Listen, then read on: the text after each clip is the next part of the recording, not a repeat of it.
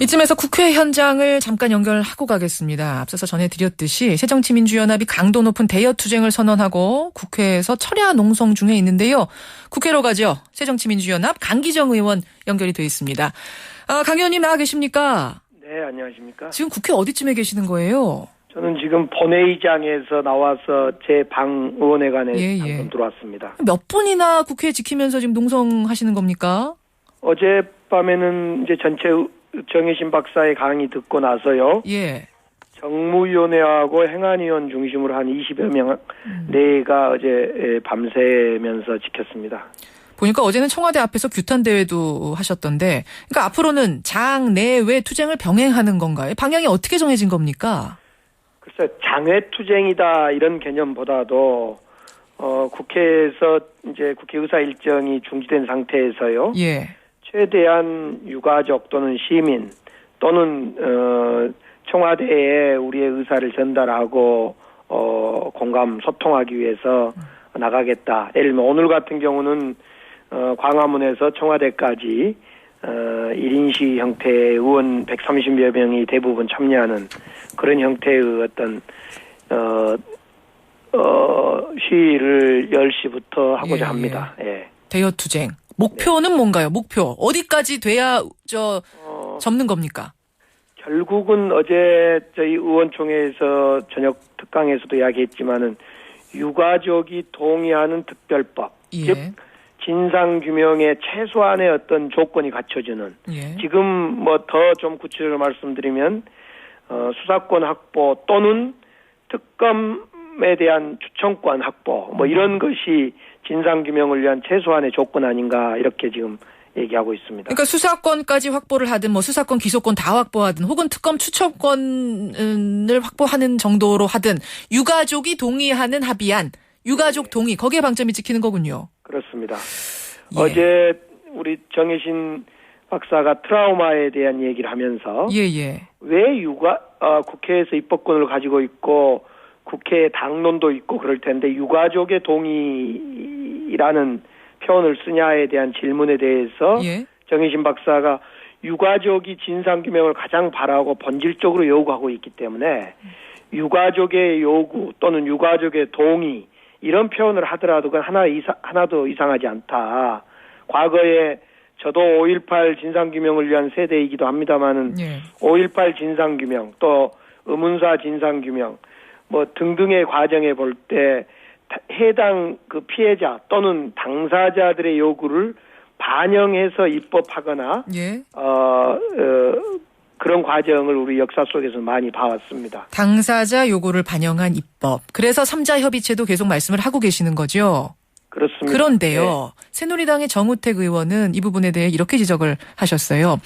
3자 협의체라고 하지만 실제로는 협상의 주도권을 유가족이 갖고 그 사람들 뜻대로 만들겠다는 거 아니냐. 이건 대의 정치의 실종이고 또 이걸 통해서 야당이 지금 장외로 나간다는 건 야당 실종이라고 표현하고 싶다. 이렇게 비판을 했습니다. 뭐라고 답하시겠습니까? 새누리당이 유가족과 대화하는 것은 어떤 여당으로서 당연한 책무입니다.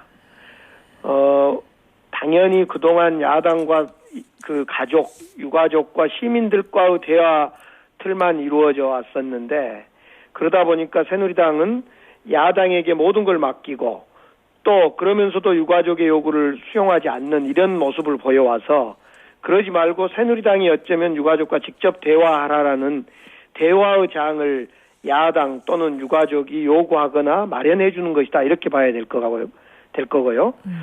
과거에도 여러 번 우리가 그 철도 파업의 경우도 최근에 그랬고 제가 경험했던 이 5.18의 진상규명 과정도 그렇고 결국 입법권을 갖는 국회라는 것은 그 당사자 또는 시민들의 요구를 얼마나 진실되게 본질적으로 잘 받아들이는가의 문제를 따져야지 그 시민들과 또는 해당 유가족 당사자들과 만나는 거냐 마는 거냐 형식 논리로 가서는 안 된다.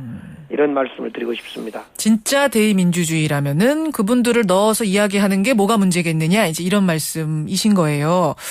근데 정우택 의원이 조금 덧붙여서 말씀하시기를 5.16 혁명 전에 민간단체들이 국회에 난입하는 그런 모습을 상기시킬 정도다. 현 시국을 보면 이런 말씀하셨어요. 이건 어떻게 생각하세요?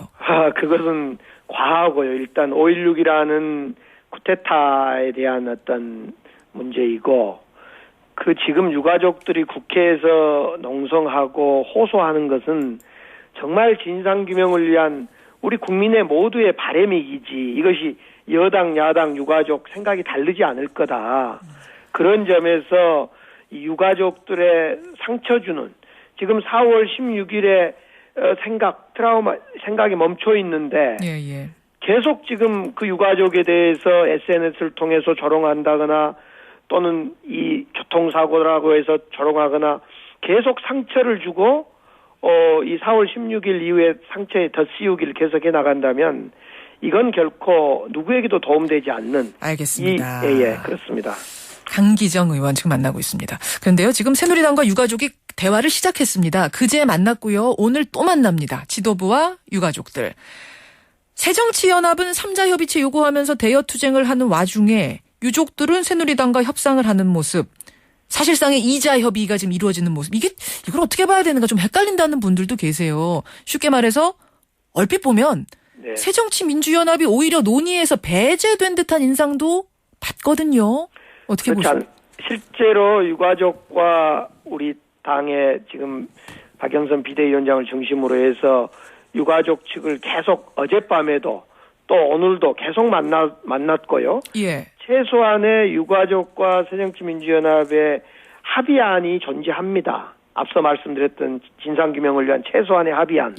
그렇기 때문에 어쩌면 유가족과 새누리당이 만나는 것은 민주당이 배제되는 게 아니라 어쩌면 이미 민주당과 유가족은 생각이 많이 접근되어 있다. 이렇게 보시면 될 것 같습니다. 유가족이 그러니까 새정치민주연합의 뜻까지 품고선 지금 새누리당 만나는 거다. 이렇게 보라는 말씀이신 거죠? 그렇습니다. 그럼에도 불구하고 조금 서운하거나 그런 건 없으세요? 겉으로 보기엔 좀 배제된 듯한 인상을 줘서요. 저희들이 이제 8월 7일 합의나 8월 19일 합의 과정에서 유가족들의 뜻을 충분히 반영 못했던 그들을 대변하지 못했던 측면에 대해서 인정하고 반성하고 또 사과까지 했습니다.